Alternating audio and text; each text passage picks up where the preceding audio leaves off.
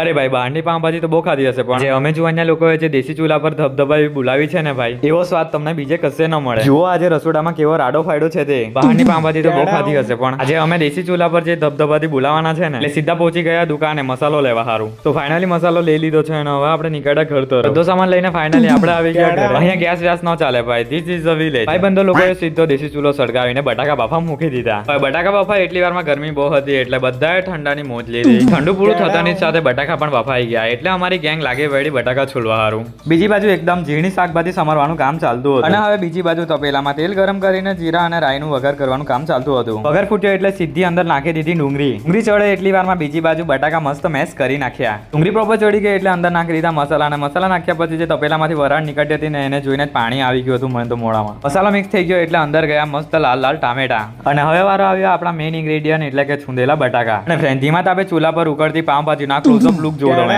ભાજી રેડી થવા આવી એટલે ઉપરથી નાખી દીધી ચીઝ અને બટર. અને ફ્રેન્ડ સાચું સાચું કહેજો ગરમ વરાળ છોટી પાવભાજીને જોઈને મોડામાં પાણી આવી ગયું ને આ બાજુ ગરમા ગરમ આપણે જીરા રાઈસ પણ રેડી થઈ ગયું છે અને ફાઇનલી બધું રેડી થઈ ગયું છે અને ફાઇનલી આપણી પાર્ટી ગોઠવાઈ ગઈ છે પાર્ટી કરવા સારું. અને બીજી બાજુ આપણે કૃતિકભાઈ મોડા આવ્યા પણ ખાસ પીવા માટે પહેલા ગોઠવાઈ ગયા.